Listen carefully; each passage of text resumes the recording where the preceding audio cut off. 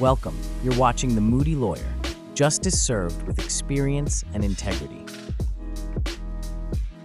Hello and welcome back to the Moody Lawyer with attorney Josh Moody. With a rich background in law enforcement and a comprehensive legal career spanning criminal justice, personal injury, and civil matters, Josh offers a unique perspective on navigating the complexities of the legal system. I'm your host, Evan Mack, and today we're talking about slip and fall accidents, when property owners can be held accountable for unsafe conditions and how injured people can protect their rights. This is Slip and Fall Accidents, when property owners are responsible for unsafe conditions. Josh, sir, welcome back. Hey, thanks for having me. All right. What is considered a slip and fall accident under California law? What most people consider a slip and fall is just what you say, just what it sounds like. You're typically in a grocery store or some business of some sort. Of course, concrete is typically the number one type of flooring. Something wet, something's on the ground, and you slip and you fall. And then you injure yourself. You either hurt break an arm, break a leg, or something. So let's start with some common myths and misconceptions. Probably the biggest one that I hear, especially when people come in and on the initial consultation, is the belief that just because you slip on someone's property, they're at fault. And that's not true. That is probably the most biggest misconception that's out there. You have to prove the store owner or the landowner, the property owner was negligent, and that there was negligence involved. It's involved. So how do you do that? What is negligence? Well, negligence is typically when one of the store owners or one of their employees even did something to create a dangerous condition. So when they invite you into your store or into their store, they also have a duty to inspect. So they have to inspect their aisles and their floors and make them safe. And then they have to make you aware that there may be a dangerous condition that exists. So that's one of the biggest misconceptions out there, is that, well, I fell, so therefore they're at fault. And that's not always the case. Some of the easier ones that are to just trip, like, well, I was walking and I tripped. Well, what'd you trip on? Well, my shoelace was untied. Well, there's no negligence there on the part of the store owner. You tripped on your own shoelace. But when we start getting into liquids, typically water or some type of alcohol or drink that spills, now you start getting into the negligence of the store owner and the duty to inspect. Some common cases that we've had, if the store causes the dangerous condition, then they're deemed to have had knowledge that the condition existed. Well, how does negligence, or how does a store cause these liquids to get in the walkway? One way, and I've seen it a couple times, is either the mister in a grocery store, the misters are off or something, and it's spraying and it gets onto the ground and it leaks onto the ground, and somebody comes and falls. That's one way. Another way I've seen is the freezer or the refrigeration unit isn't working properly, and again, it causes some water come out into the walkway where people are walking. That's another common way. Some other ways I've seen too are when they're moving the product. So if, let's say there's some alcohol or some type of carbonated soda and they're moving it and it's leaking, and one of them is leaking and it leaks as they're pushing it along, well, they cause that condition. So that's another way that employees can cause a dangerous condition, and even without knowing. So it doesn't matter. They cause that dangerous condition. The second one would be if they're just cleaning the floors. Now, when they're cleaning the floors or mopping the floors or mopping up a dangerous condition, they have to set up signs so that people coming by, you see those yellow signs, danger, washing or cleaning. One case that I had it when I was at another firm, was really I say a good one, but not good because but it was really sad. It was a big, it was a big box store, one of the biggest companies in America. Oh, Um, and we're watching the video. They turned it over. They're really easy to work with in the sense that they turned over the video and um, we explain our position and they listen. So, but they're cleaning the floors. There's two guys. They're cleaning the floors, and the one cleaner tells the other cleaner to go get the signs. Well, the cleaner starts cleaning first, and I mean, just like clockwork, our client comes and enters the store, and they haven't set up the sign yet. And she comes and she just goes to walk across, and that's about as slippery as it fell and landed. And then you can see them yelling at each other because their testimony ended up being that they were yelling at each other who was going to put the sign up. So again, that's something where you can prove negligence on their part. wow. Because they created it, they were cleaning, and they failed to put up the signs, and they knew they were going to have to put up the signs. So those are some examples of what slip and. So Josh, but how common are slip and falls in the high desert? Where do you typically see them happen if that's the case?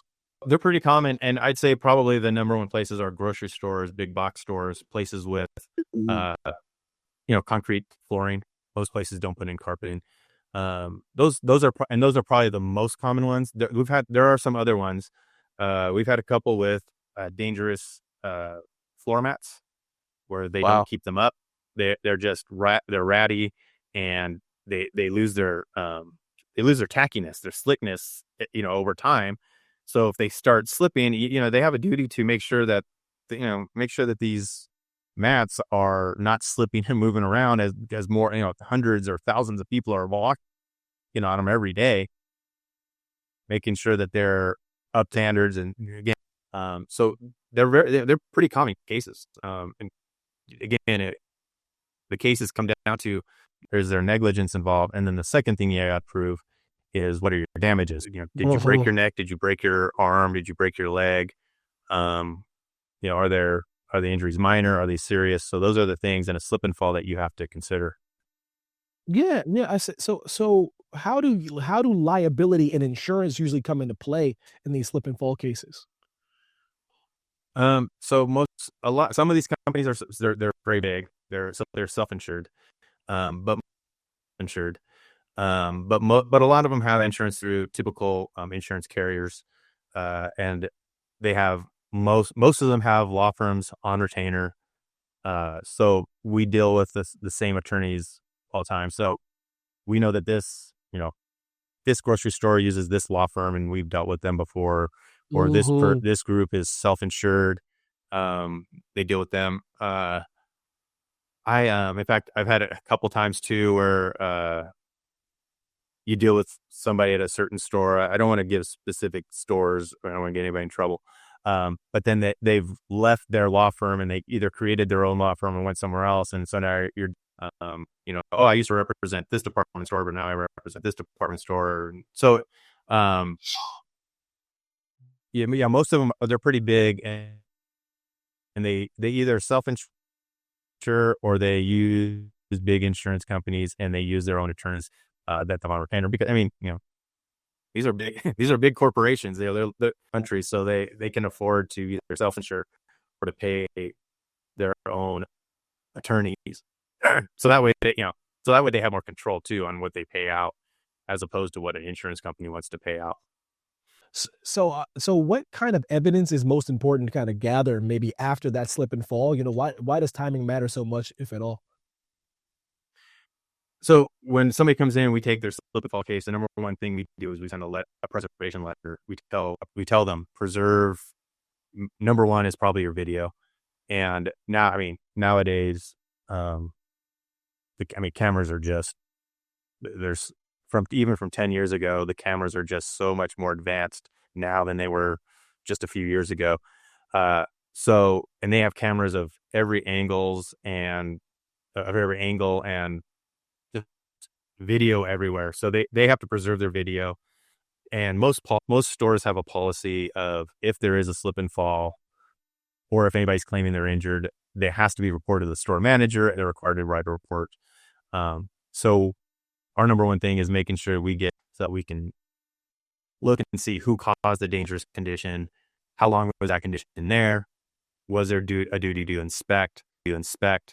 Um, well, there is a duty to inspect, but were they inspecting? Um, and then through the course of discovery, what we'll get is their inspection logs. And when I've caught people, they say, "Oh, well, at 10:30, I walked the floor and there was nothing there." And then you look at the video and nobody walked in that area in over an hour. So that Wow. so you can impeach people with that type of evidence when they're saying that they did their logs and the video evidence shows they didn't. Oh. That's happened a couple times. So video is probably the number one way.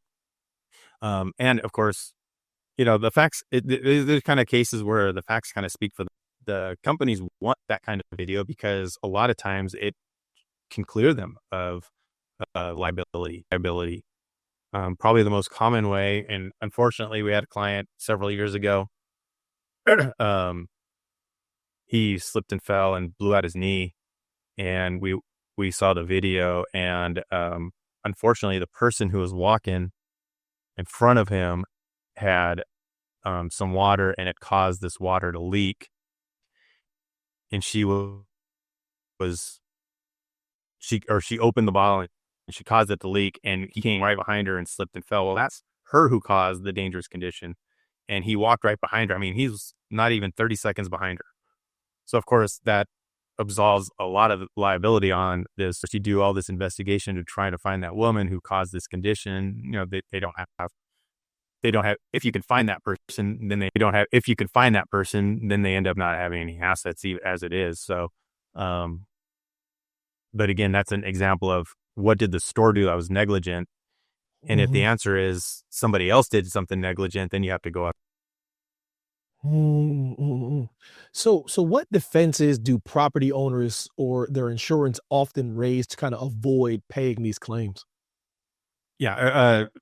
They try to put the negligence on somebody else, the person who was walking Mhm. and, um, caused the leak, or somebody else caused the dangerous condition. We didn't have time to inspect, you know, the dangerous condition only existed for 60 seconds or 2 minutes. And, that wasn't enough time to inspect.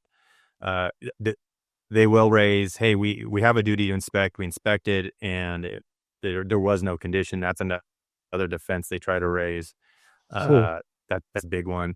But if they can, a lot of times, if they can knock out the negligence part, then it stops you. It's a full stop. If they can prove no negligence, then it's a full stop. So that's probably the biggest, is that whether or not there was a negligent, whether they did anything negligent, and then whether they knew or should have known of a dangerous condition that existed in their store. So that's probably the biggest defense they try to raise. And then of course they raise the same uh, arguments that auto insurance companies do, and your injuries aren't that bad, or the bills are too high. They raise the Mm. Do you see some mistakes that people make sometimes after they slip and fall that can kind of weaken their case later on?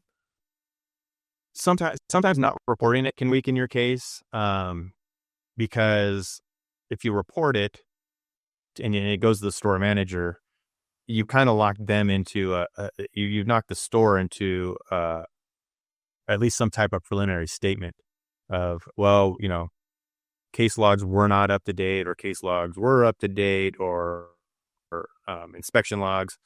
Um, it also puts them on notice that if they don't keep the video, well, this was reported. You violated your own store policy by not keeping video. Um, so those are, I'd say, it's always important to report it, because then that puts the onus on them, puts the responsibility on them to investigate it. And if it's not investigated properly, that can cause, some issues for them, which is good for us.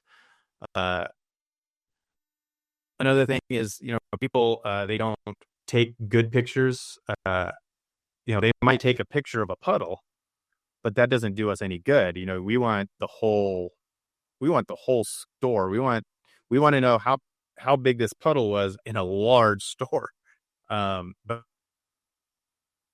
a lot of times people will focus focus on or something, but they don't take like overalls of how big this was. And then the other thing is, these stores, they're designed so that you're looking, they put everything on top. They put the product on top. They put the price on top. So they're drawing your attention up top. So, but nobody will take pictures of where these signs are. So to kind of give other people the visual that these people are walking, looking up here. They're not looking at the floor because you're drawing their attention to the higher ground. So if you do get into a slip and fall, or you have some type of injury, yes, take the pictures of the dangerous place, but also take bigger overalls, and the overalls too will show that no signs were up. That's important, because sometimes they'll say, "Oh, well, we had a sign up, you just didn't take a picture of it." Well, it's kind of hard to say. It's kind of hard to dispute it one way or the other, because all you did was take a small picture of the ground. So yeah, number one, if you do get injured, you take out your phone, take as many pictures of the dangerous area, but wide shots of the entire area, the walkway from all directions. And finally, for someone listening right now who's dealing with a serious fall injury, what's your best advice for them moving forward? Yeah, you have to call an attorney right away, because the preservation of evidence is so important. The preservation of evidence is so important. And if you've ever been in a slip and fall and you do report it, you know that the first thing that company's doing is they're going to offer you maybe some free gift cards. They might offer you something to not sue, small nominal offer. You're precluded from ever suing them, bone, or having some serious injury in the future. You're barred from recovery because you took, $100 worth of gift cards, or, $500 or whatever the nominal amount that they offer. So it's always good to have an attorney, evaluate your case and evaluate your damages. Oh, Josh, thank you so much for the time and information, sir. Hey, thanks for having me. Alrighty, guys, and thank you all for listening to today's episode of The Moody Lawyer. If you've been injured in a slip and fall accident, you don't have to take on the insurance companies alone. Visit moodylawyer.com for a free case evaluation. And if you found this information helpful, be sure to like, subscribe, and leave us a review so others in the high desert can get the guidance they need. Thank you so much for joining us, and we'll see you next time. Thanks for watching. Be sure to hit that like and subscribe button and leave us a review in the comments.